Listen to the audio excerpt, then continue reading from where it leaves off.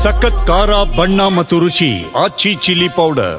ಕಾಂಗ್ರೆಸ್ ಕ್ರಾಂತಿಗೆ ಬಿಹಾರ ಚುನಾವಣೆ ಮುಹೂರ್ತ ಆಗ್ತಾ ಇದೆ. ಬಿಹಾರ ಚುನಾವಣೆ ಮುಗಿದ ನಂತರ ರಾಜ್ಯದಲ್ಲಿ ಕಾಂಗ್ರೆಸ್ನಲ್ಲಿ ಕ್ರಾಂತಿ ಶುರುವಾಗುತ್ತೆ. ನವೆಂಬರ್ ಕ್ರಾಂತಿ ಕಿಚ್ಚಿಗೆ ಸಿದ್ದರಾಮಯ್ಯ ಒಂದು ಬಿಗ್ ಟ್ವಿಸ್ಟ್ ಕೊಟ್ಟಿದ್ದಾರೆ. ಸೊ ಹಾಗಾಗಿ ಈಗ ಪವರ್ ಶೇರಿಂಗ್ ನ ಅಂತೆ ಕಂತೆ ಕಥೆಗಳು ಮತ್ತೆ ತೀವ್ರಗೊಂಡಿವೆ.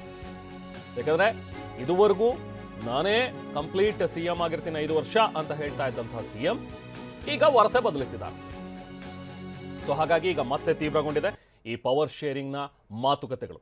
ರಾಜ್ಯ ಕೈಪಾಳಯದ ನವೆಂಬರ್ ಕ್ರಾಂತಿಯ ಚೆಂಡು ಈಗ ದೆಹಲಿಯ ಅಂಗಳಕ್ಕೆ ಹಾರೋದು ಬಹುತೇಕ ಖಚಿತ ಆಗಿದೆ. ದಿನಕ್ಕೊಂದು ರೋಚಕ ಬೆಳವಣಿಗೆಗಳ ನಡುವೆ ಸಿಎಂ ಸಿದ್ದರಾಮಯ್ಯ ಆಡಿರುವ ಆ ಮಾತು ಭಾರಿ ಸಂಚಲನಕ್ಕೆ ಕಾರಣವಾಗಿದೆ. ಇಷ್ಟು ದಿನ ನಾನೇ ಪೂರ್ಣಾವಧಿ ಸಿಎಂ ಅಂತ ಹೇಳ್ತಾ ಇದ್ದ ಸಿದ್ದರಾಮಯ್ಯ ಅವರ ಮಾತಿನ ಧಾಟಿ ಬದಲಾಗಿದ್ದು ಸಾಕಷ್ಟು ಕುತೂಹಲಕ್ಕೆ ಎಡೆ ಮಾಡಿಕೊಟ್ಟಿದೆ.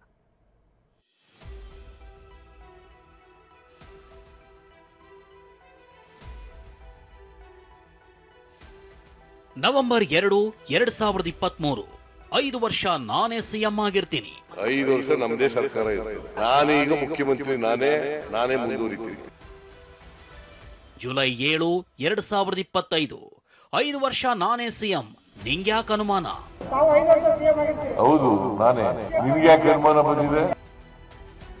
ಅಕ್ಟೋಬರ್ 1, 2025 ಉಳಿದ 2.5 ವರ್ಷ ನಾನೇ ಸಿಎಂ. ಇನ್ನೂ 2 ವರ್ಷ ಇದೆ.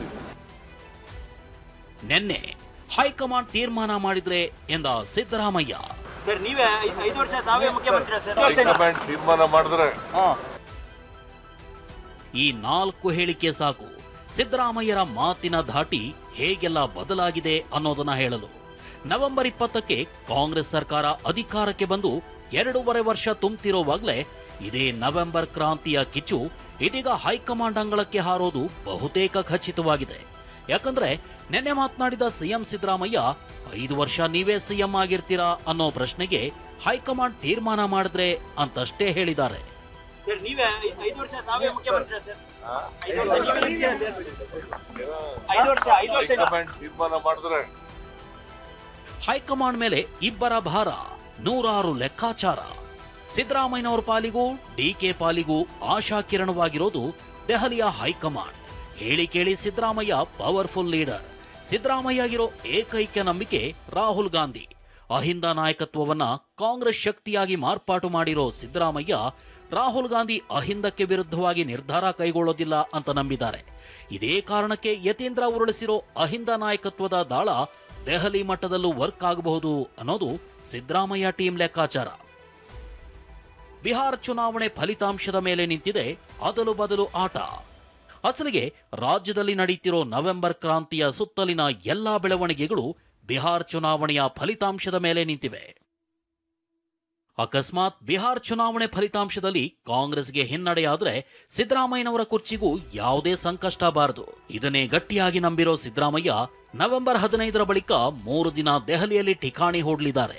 ಸಚಿವ ಸಂಪುಟ ಪುನಾರಚನೆಗೆ ರಾಹುಲ್ ಗಾಂಧಿ ಮತ್ತು ಮಲ್ಲಿಕಾರ್ಜುನ ಖರ್ಗೆ ಅವರ ಒಪ್ಪಿಗೆ ಪಡೆದುಕೊಂಡು ಹೊಸ ವೇಗ, ಹೊಸ ಮುಖ, ಹೊಸ ತಂಡದೊಂದಿಗೆ ಸರ್ಕಾರವನ್ನ ಮುನ್ನಡೆಸಬೇಕು ಅನ್ನೋ ಇರಾದೆ ಸಿದ್ದರಾಮಯ್ಯನವರದು. ಇದಕ್ಕಾಗಿ ಸಿದ್ದರಾಮಯ್ಯ ಸಂಪುಟ ಪುನಾರಚನೆಯ ಬಗ್ಗೆನೇ ಹೆಚ್ಚು ಮುತುವರ್ಜಿ ವಹಿಸಿದ್ದಾರೆ. ಹೈಕಮಾಂಡ್ ಏನಾದ್ರೂ ಸಂಪುಟ ಪುನಾರಚನೆಗೆ ಗ್ರೀನ್ ಸಿಗ್ನಲ್ ಕೊಟ್ರೆ ಸಿಎಂ ಬದಲಾವಣೆ ಇಲ್ಲ, ನಾಯಕತ್ವ ಬದಲಾವಣೆ ಇಲ್ಲ ಅನ್ನೋ ಸಂದೇಶ ರವಾನೆಯಾಗುತ್ತೆ ಅನ್ನೋದು ಸಿದ್ದರಾಮಯ್ಯನವರ ಪಕ್ಕಾ ಪ್ಲಾನ್. ಇಷ್ಟೆಲ್ಲ ನಡೀತಿರ್ಬೇಕಾದ್ರೆ ಎದೆಯೊಳಗೆ ಬೆಂಕಿ ಇಟ್ಕೊಂಡು ಕಾಯ್ತಿರೋ ಡಿಕೆ ಶಿವಕುಮಾರ್ ಕೈ ಕಟ್ಟಿ ಕೂರ್ತಾರ? ಖಂಡಿತ ಇಲ್ಲ. ಅದಕ್ಕಾಗಿ ಡಿಕೆ ಶಿವಕುಮಾರ್ ಕೂಡ ತಮ್ಮದೇ plan A, plan B, plan C ಗಳನ್ನ ರೆಡಿ ಮಾಡ್ಕೊಂಡಿದ್ದಾರೆ. ಸಿದ್ದರಾಮಯ್ಯಗೆ ಹೇಗೆ ರಾಹುಲ್ ಗಾಂಧಿ ಅಭಯ ಇದೆಯೋ ಹಾಗೆ ಅದೇ ರಾಹುಲ್ ಗಾಂಧಿಯ ಕೃಪಾ ಕಟಾಕ್ಷ ಕೂಡ ತನಗೆ ವರದಾನವಾಗಬಹುದು ಅನ್ನೋದು ಡಿಕೆ ಶಿವಕುಮಾರ್ ಆಲೋಚನೆ. ಹೀಗಾಗಿ ಮೊನ್ನೆ ದೆಹಲಿಗೆ ಹೋಗಿದ್ದ ಡಿಕೆ ಹೈಕಮಾಂಡ್ ನಾಯಕರ ಭೇಟಿ ಸಾಧ್ಯವಾಗದೆ ಮರಳಿದ್ದಾರೆ. ಇದೇ ವೇಳೆ ಸಿಎಂ ಹೇಳಿಕೆಗೆ ಪ್ರತಿಕ್ರಿಯಿಸಿರೋ ಡಿಕೆ ಅವರೇ ಹೇಳಿದ್ಮೇಲೆ ಇನ್ನೇನಿದೆ, ಅವ್ರು ಹೇಗೆ ಹೇಳ್ತಾರೋ ಹಾಗೆ ನಡ್ಕೊಳ್ತೀವಿ ಅಂದಿದ್ದಾರೆ. ಸರ್ ನೀವೇ 5 ವರ್ಷ ತಾವೇ ಮುಖ್ಯಮಂತ್ರಿ ಸರ್. 5 ವರ್ಷ ನೀವೇ ಇರ್ತೀರಾ ಸರ್.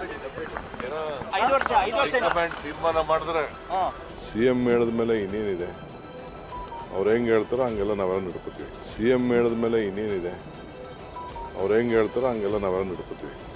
ಹೀಗೆ ಹೇಳಿರೋ ಡಿಸಿಎಂ ನವೆಂಬರ್ನಲ್ಲಿ ಮತ್ತೆ ದೆಹಲಿಗೆ ತೆರಳಲು ಮುಂದಾಗಿದ್ದಾರೆ. ಅಂದಹಾಗೆ ನವೆಂಬರ್ 11ಕ್ಕೆ ಬಿಹಾರದ 2ನೇ ಹಂತದ ಚುನಾವಣೆ ಮುಕ್ತಾಯವಾಗುತ್ತೆ. ಅದೇ ದಿನ ದೆಹಲಿಗೆ ಹಾರಲು ಸಿದ್ಧತೆ ನಡೆಸಿರೋ ಡಿಕೆ ಶಿವಕುಮಾರ್ ರಾಹುಲ್ ಗಾಂಧಿ ಜೊತೆ 1-to-1 ಮಾತುಕತೆಗೆ ಸಮಯಾವಕಾಶ ಕೇಳಿದ್ದಾರೆ. ರಾಹುಲ್ ಭೇಟಿಗೆ ಅವಕಾಶ ಸಿಕ್ಕಿದ್ರೆ ಮುಂದಿನ ನಾಯಕತ್ವದ ವಿಚಾರ, 2028ರ ಚುನಾವಣೆಯ ಲೀಡರ್ಶಿಪ್, 2029ರ ಲೋಕಸಭಾ ಚುನಾವಣೆಯ ಪೂರ್ವ ತಯಾರಿ ಸೇರಿದಂತೆ ಸಕಲ ಸಂಭಾವ್ಯತೆಗಳ ಬಗ್ಗೆ ಡಿಕೆ ಶಿವಕುಮಾರ್ ರಾಹುಲ್ಗೆ ಮನವರಿಕೆ ಮಾಡಿಕೊಡೋ ಯತ್ನದಲ್ಲಿದ್ದಾರೆ. 2028ರ ಚುನಾವಣೆಗೆ ತನ್ನ ನಾಯಕತ್ವ ಯಾಕೆ ಅಗತ್ಯತೆ ಇದೆ ಅನ್ನೋದನ್ನು ಮತ್ತಷ್ಟು ಮನವರಿಕೆ ಮಾಡಿಕೊಡಬಹುದು. ಸದ್ಯ ಡಿಕೆಗೆ ದೈವಾನುಗ್ರಹದ ಜೊತೆಗೆ ಸಿಗಬೇಕಾಗಿರೋದು ಹೈಕಮಾಂಡ್ ಅನುಗ್ರಹ. ಹೀಗಾಗಿ ಇಷ್ಟು ದಿನ ದೈವ ದೇವರುಗಳ ಮುಂದೆ ಪ್ರಾರ್ಥನೆಯಲ್ಲಿ ತೊಡಗಿದ್ದ ಡಿಕೆ ನವೆಂಬರ್ 2ನೇ ವಾರದ ಬಳಿಕ ಹೈಕಮಾಂಡ್ ಮುಂದೆ ಪ್ರಾರ್ಥಿಸೋದು ಬಹುತೇಕ ನಿಶ್ಚಿತ. ಪ್ರಸನ್ನ ಗಾಂವ್ಕರ್, TV9 ಬೆಂಗಳೂರು.